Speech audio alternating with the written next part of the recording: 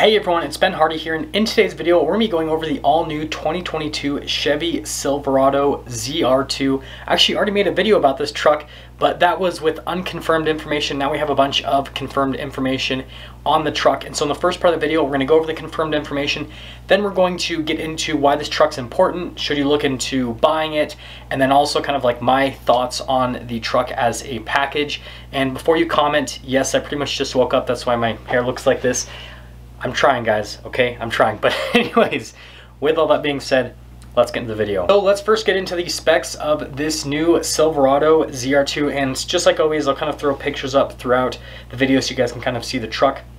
First off, let's get into the cool stuff with the performance specs. So for the engine, naturally aspirated 6.2 liter V8, goes through a 10-speed automatic transmission. It's good for 420 horsepower, 460 pound-feet of torque, just like what you can get in a Trail Boss right now with the 6.2 V8, so nothing has changed from that perspective, and I would expect fuel economy to be the same between the Trail Boss and this new ZR2.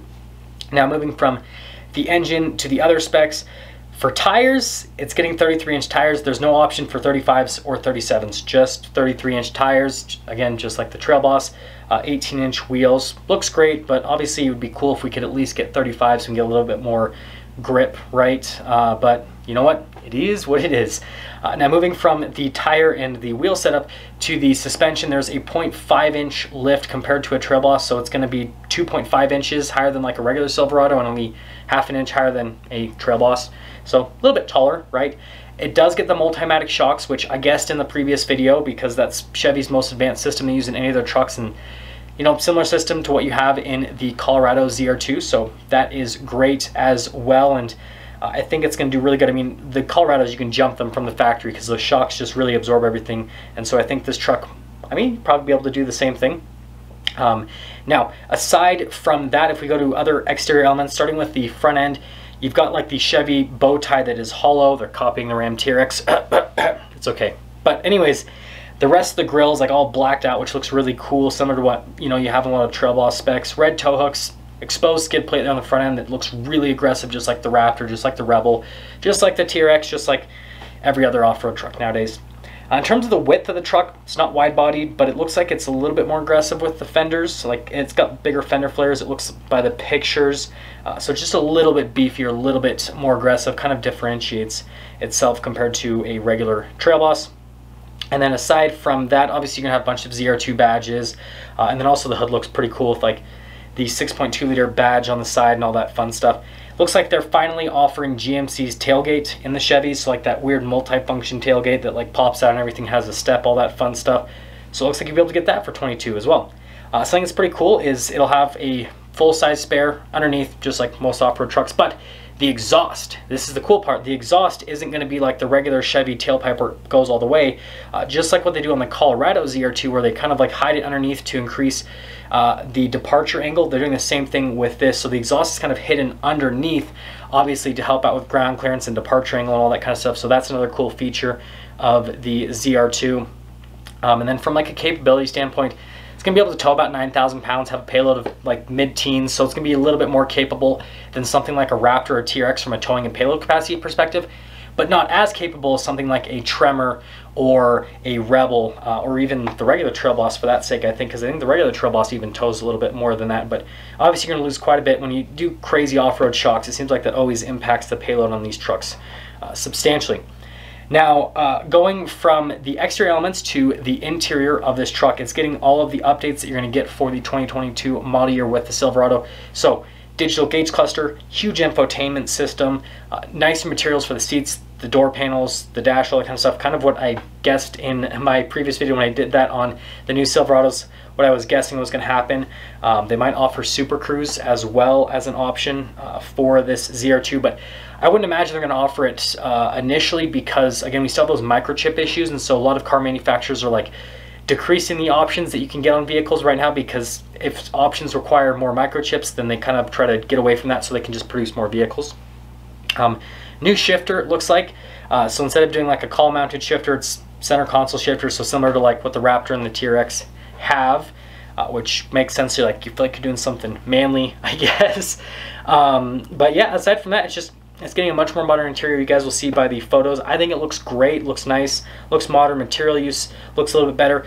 The design I still don't think is as beautiful as what Ram and what Ford do, but I definitely think it's a step in the right direction, and I think that it's a big improvement compared to what Chevy was doing with this, you know, newly redesigned Silverado from the 2019 model year.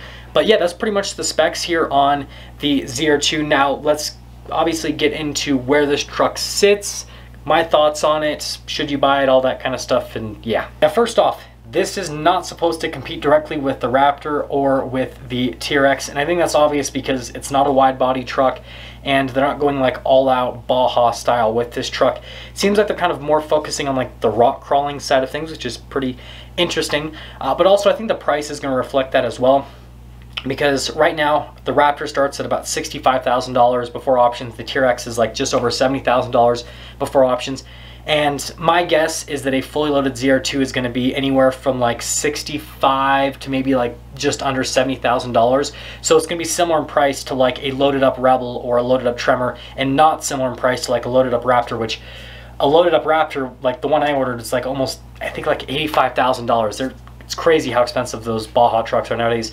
But yeah, so it's not supposed to compete against the Raptor or the TRX. It's supposed to be in that entry-level truck segment, which makes the Trail Boss actually very exciting because it's the only truck in the segment that has crazy advanced shocks, right? The shocks that you have in the Rebel, in the Tremor, and in the Trail Boss just don't compare to the Multimatic shocks. So it's going to be a lot more advanced from a shock perspective. Then on top of that, it has front lockers as well as the rear lockers, which again is just awesome from an off-road capability standpoint. Not even a Raptor or TRX has front lockers, and obviously none of the trucks in this segment have front and rear lockers.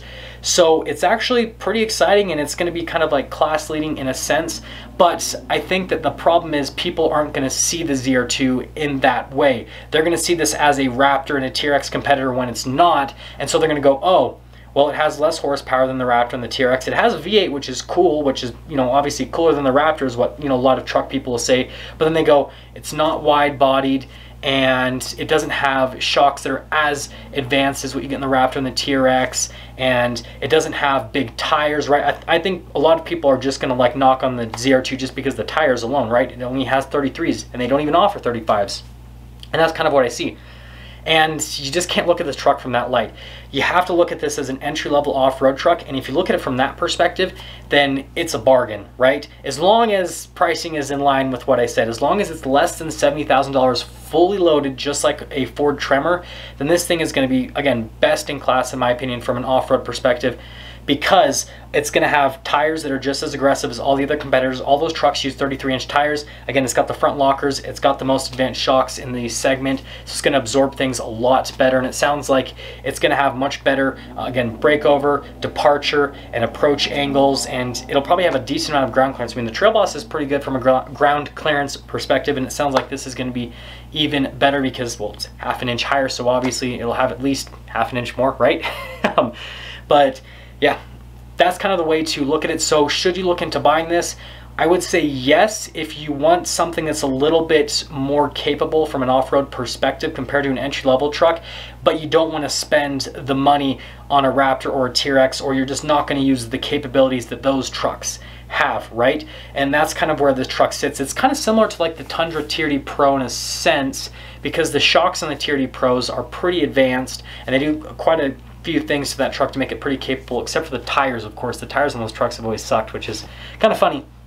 But yeah, that all being said, it's going to be kind of like the halo truck of entry-level trucks, but again, it's constantly going to get crapped on because everyone's going to be like, oh, it's the, you know, not as capable version of the Raptor and the TRX, and yeah, again, you just can't see it in that light. Now, that's going to sum things up for our video here on the 2022 Chevy Silverado ZR2. I want you guys to let me know in the comment section below what you think about the new ZR2. I'm actually pretty excited about it. Again, kind of crossing my fingers that they have the pricing in line. As long as the pricing is good, then I'm going to be like mega excited for it because it's just really cool. It's going to be kind of like its own little segment in a sense.